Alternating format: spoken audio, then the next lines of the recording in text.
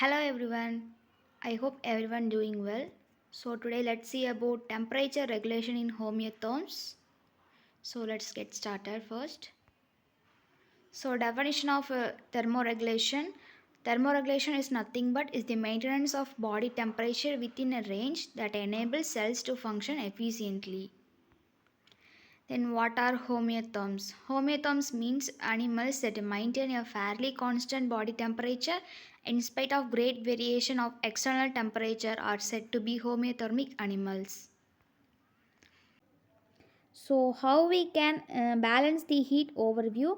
For humans, we can maintain constant body core temperature. If we lost the weight, we can match the heat gain also. For normal body core temperature is 37 degrees Celsius. If above 45 degrees Celsius means it destroys proteins and enzymes and leads to death.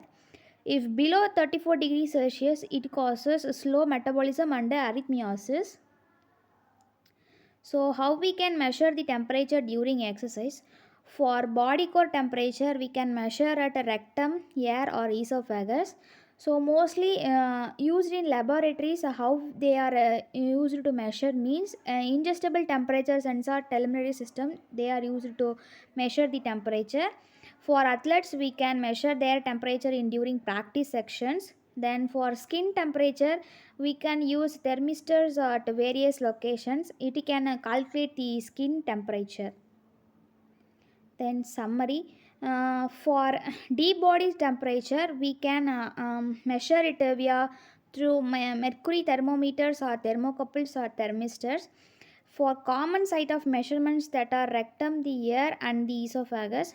For skin, how we can measure is by placing a temperature sensor on the skin at various locations. So these are the basic concepts we can gain. We can know the body temperature through this. So for heat production, there are two types: voluntary and involuntary. Voluntary means that is exercise. What are the humans that we do? So for exercise, we can 70 to 80% energy we can expend and appear as a heat. For involuntary, that is shivering, and this shivering helps to increase the heat production by 15 times.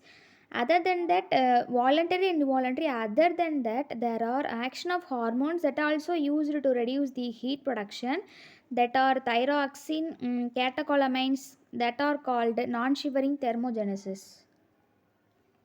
So for heat loss, there are four types: radiation, conduction, convection, and evaporation.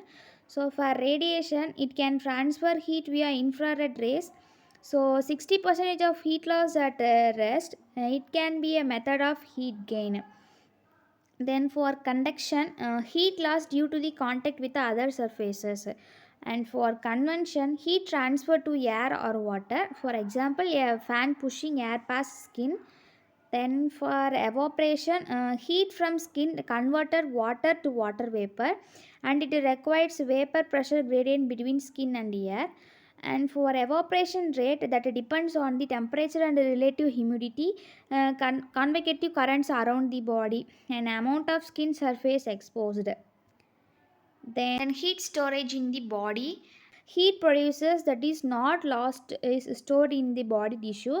It will rise body temperature. If we can observe means what we means body heat gain during exercise, that is how we can calculate means heat produced minus heat loss, and the amount of heat reduced to rise body temperature. Specific of human body heat is 0.883 kilocalories per kg. So for heat requires to rise body temperature 1 degree means that is a specific heat into body mass. Using this calculation, we can observe the how the heat store in the body during exercise. Then muscular exercise can result in large amount of heat production. Since the body is about 20% to 30% efficient, or 70% to 80% of the energy expended during exercise is released as heat. For body, heat can be lost by evaporation, convection, conduction, and radiation. So during exercise, in the cool environment, evaporation is the primary source of the heat loss. Then the body's thermostatus hypothalamus. There are two hypothalamus. They are anterior hypothalamus and the posterior hypothalamus. For anterior hypothalamus, it responds to increased core temperature. For being to sweat, it means increase the evaporation heat loss, increase the skin blood flow, and allows increases the heat loss.